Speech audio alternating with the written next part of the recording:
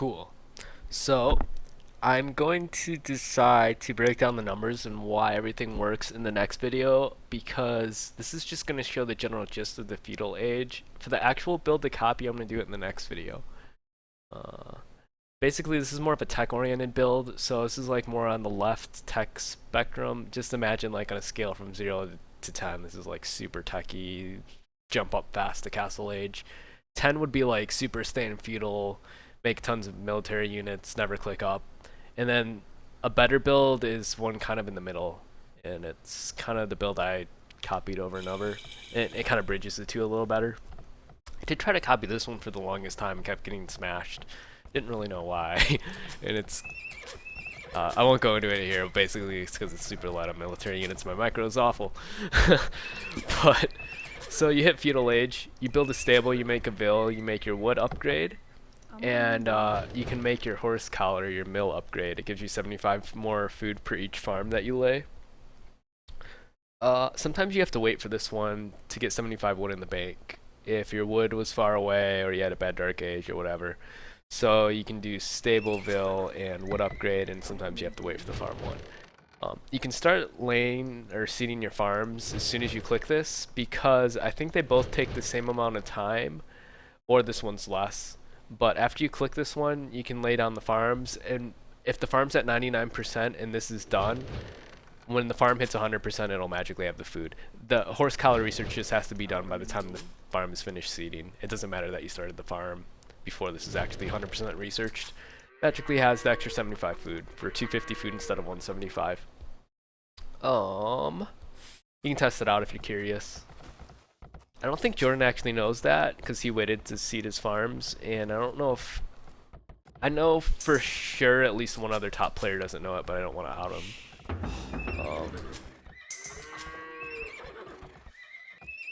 Let's see. Yeah, so you make your stable with 2 or 3 vills. I've always liked using 2.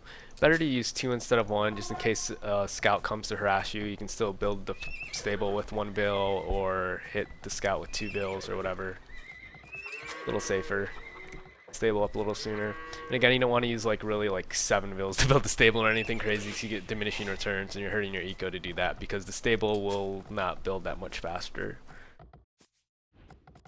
The more vills you add to a building, again, the more inefficient it is. As soon as you get 60 wood, you want to drop a farm.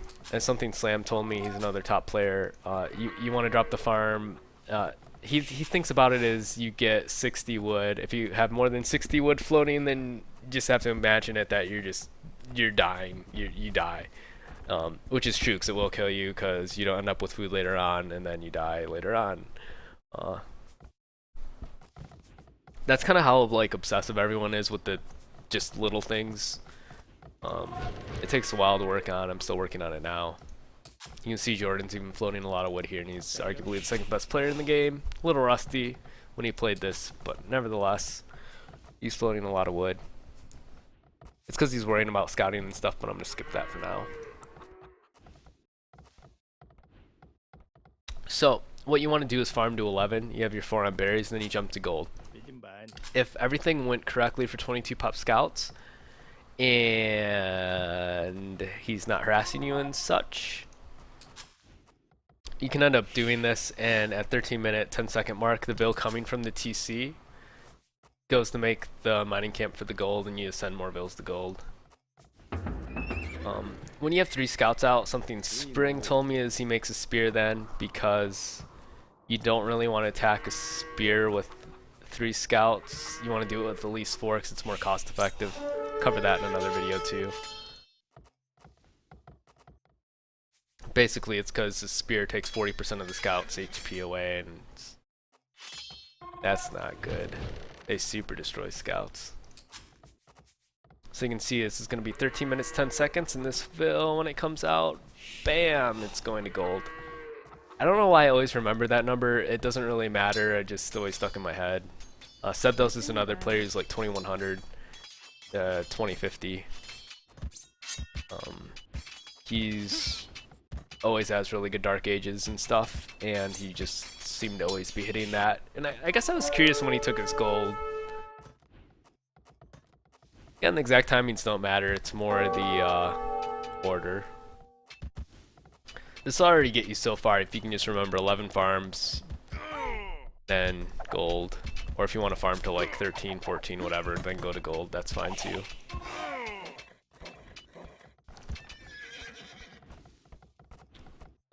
He lost the build there. Not really that big of a deal actually, because he's a better player than Chocobo. And versus a game like StarCraft 2 or probably Brood War as well, losing a Ville sucks this early if you're like 14 minutes in the game. But yeah, this game's way more forgiving. It's way more of a like kind of a tug of war versus like super punishing lose a Ville you die thing. Then you use 2 Berryvilles to make the ranges because you have the wood. Ended up being like, I don't know, like 14:15 and 14:45. When you do a build like this, you end up getting wheelbarrow around 16 minutes 20 seconds. He could even get it right now. I think Chocobo gets it about now. You know what he did? I know. Okay, there, it just jumped up. I was gonna say I remember he gets it at 15:20. I'm gonna ignore this business over here. And he makes, that would be his 12th farm right there. And he's gonna make a 13th farm, like right here later on. There's a reason for that right now. I'm just gonna say that however you do it, whenever you get to 13, 14 farms, it's fine. So for instance, if you make like 13 farms at the start with 4 on berries, you'd only still farm to 14 and then take the Berryvilles once they run out, throw them on gold. Berries usually end up running out around 16 or 17 minutes, depending on formation, if you're getting harassed or something or whatever. But you can see right here, there's 20 food left, and it's 16:35. You got the 16:20 wheelbarrow. I am going to refrain from talking about wheelbarrow because I could easily do a 30-minute video on it, and I have done, I think, like a 15 or 20-minute MP3 on it, and then made a thread on it. It still wasn't enough. I'm going to skip it. It doesn't matter that much, and no one likes talking about it, so not. Generally, you get it 15:30 to 16:30. Latest you want to get it usually is 17 minutes, but I'm really generalizing. Ignore that business.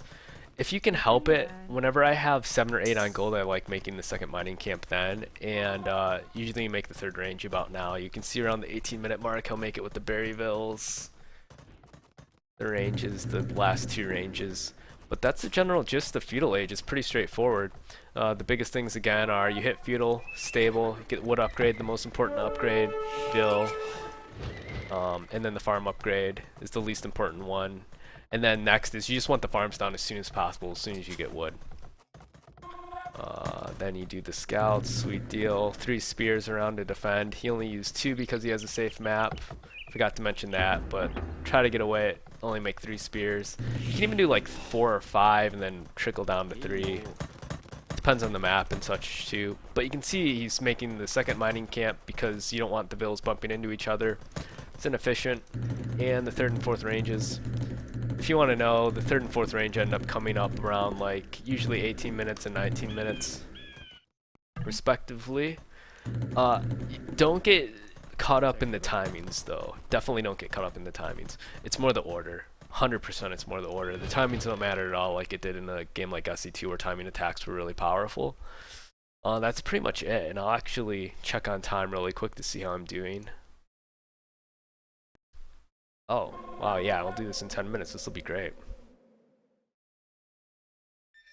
So yeah, again, 10 on wood. You already did that and end of Dark Age. So you're set on wood. You don't have to add any more there. Then it's farm time. And then you do that to 11, and then it's gold time. Then the only other really weird part is like you have to make a few more farms as your berries run out to get the like 14 farm mark. And you can hit the eco tab to check it too in game if you want. A lot of people could probably just eye it. I suck at doing that even now. And then he's just gonna get really fast xbow tech. or a crossbow, and you can see he's on top of him. He wants to be there right when xbow hit, and might as well harass instead of being at home doing nothing.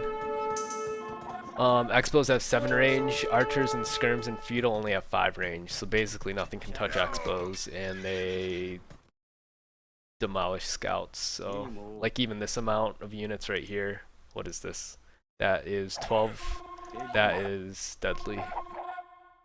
And then it's enough just to end the game right here, which is actually ends up happening.